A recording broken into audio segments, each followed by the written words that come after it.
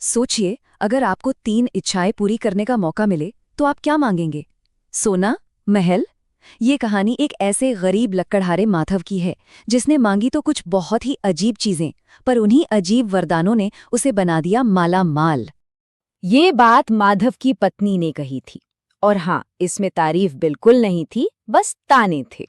क्योंकि उसके हिसाब से माधव ने अपने परिवार की गरीबी दूर करने का एक सुनहरा मौका 3 ऐसी बेकार चीजों पर बर्बाद कर दिया था जिनकी कोई कल्पना भी नहीं कर सकता। तो कहानी शुरू होती है माधव, एक गरीब लकड़हारे, और उसकी पत्नी भाग्यवान से। उनका जीवन बस समझ लीजिए निराशा का एक चक्र था।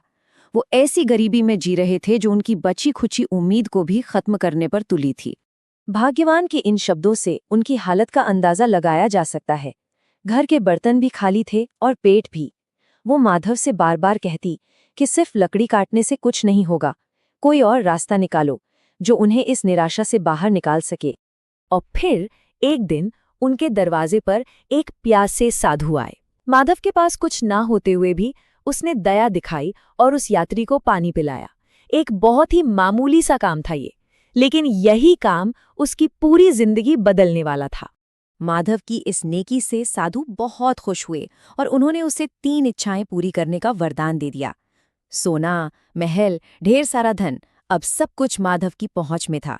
ये उनकी जिंदगी को पूरी तरह से बदलने का एक जबरदस्त मौका था। लेकिन माधव ने जो मांगा उसे सुनकर सब हैरान रह गए। पैसे की बजाय उसने अपनी कुल्हाड़ी, कुर्सी और थैले के लिए जादुई शक्तियां मांग ली। उसकी पत्नी का तो दिल ही टूट गया। गरीबी से बचने का यही तो एक मौका था और उसने इसे अजीबोगरीब औजारों पर बर्बाद कर दिया। भाग्यवान गुस्से से चिल्लाई, क्या इन बेजान चीजों से हमारा पेट भरेगा? उसकी नजर में माधव ने एक बेहतर जिंदगी पाने का अपना इकलौता मौका इन फालतू के वरदानों पर गंवा दिया था। लेकिन माधव बिल्कुल शांत था।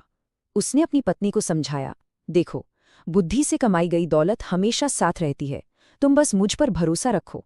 उसके इन अजीब से फैसलों के पीछे एक योजना थी, एक राज जो बहुत जल्द खुलने वाला था। पत्नी के गुस्से से हताश होकर माधव एक भूतिया जंगल में भटकने लगा। वहां उसकी मुलाकात एक अजीब बूढ़े आदमी से हुई जिसके पैर बकरियों जैसे थे। माधव को ये बिल्कुल अंदाजा नहीं था कि वो एक राक्षस के आमने सामने खड़ा है। उस राक्षस ने एक बड़ा दिलचस्प सौदा पेश किया। 1 साल की बेहिसाब दौलत के बदले में जीवन भर की गुलामी। ये एक खतरनाक सौदा था, लेकिन माधव को इसमें अपने अजीब वरदानों को इस्तेमाल करने का एक मौका दिख गया और उसने हाँ कह दी। ऐशो आराम का 1 साल तो पलक झपकते ही बीत गया और फिर राक्षस अपना कर्ज वसूलने लौटा, इस बार अपने असली भयानक रूप में। जाल बिछ चुके थे। राक्षस तो अपनी ताकत के नशे में चूर था। वो माधव को हमेशा के लिए अपना गुलाम बनाने को तैयार था। पर सवाल ये था कि क्या एक मामूली सा लकड़हारा एक इतने ताकतवर राक्षस को मात दे सकता है? राक्षस जोर से गरजा, समय खत्म हुआ लकड़हारे, अब हिसाब का वक्त है। लेकिन माधव बिल्कुल शांत था और अपना पहला जाल बिछाने के लिए पूरी तरह तैयार था। बड़ी ही चालाकी से माधव ने राक्षस से एक आखिरी मदद मांगी। उसने कहा, जाने से पहले बस ये कुछ लकड़ियां काटने में मेरी मदद कर दो। सुनने में तो ये एक बहुत ही मामूली सी बात लग रही थी। वो घमंडी राक्षस, जिसे कोई खतरा महसूस ही नहीं हुआ, उसने वो जादुई कुल्हाड़ी पकड़ ली और बस वो फंस गया। वो चिल्लाने लगा, ये कुल्हाड़ी मेरे हाथों से चिपक क्यों गई है? मैं रुक ही नहीं पा रहा हूं। वो बेकाबू होके बस लकड़ी काटता जा रहा था। अपनी आजादी के लिए राक्षस ने माधव को सोने की 5 थैलियां दी और 2 साल तक वापस ना आने का वादा किया। पहला जाल कामयाब रहा। 2 साल बाद राक्षस फिर लौटा। इस बार वो पहले से कई ज्यादा गुस्से में था और ज्यादा होशियार भी। उसने अपनी गलती से सबक सीख लिया था और कसम खाई थी कि वो माधव की किसी भी चीज को हाथ नहीं लगाएगा। अब राक्षस तो एक ही गलती दोबारा करने से रहा, तो माधव का अगला कदम क्या होगा? हार मानने का नाटक करते हुए माधव ने राक्षस को अंदर आराम करने के लिए बुलाया ताकि वो अपने परिवार को अलविदा कह सके। माधव ने राक्षस को अपनी सबसे आरामदायक कुर्सी पर बैठने को कहा। राक्षस, जिसने कुछ न छूने की कसम खाई थी, उसे बैठने में कोई खतरा नजर नहीं आया। वो बैठ गया और बस दूसरा जाल भी काम कर गया। मैं इस कुर्सी से चिपक गया हूँ, मुझे आजाद करो। राक्षस चीखने लगा। वो जादुई कुर्सी में फंसकर पूरी तरह बेबस हो चुका था। एक बार फिर उसे दया की भीख मांगने पर मजबूर होना पड़ा। इस बार आजादी की कीमत थी सोने की 10 थैलियां और हमेशा के लिए चले जाने का वादा। राक्षस मान गया, वहां से भागा और फिर कभी नजर नहीं आया। माधव जीत चुका था।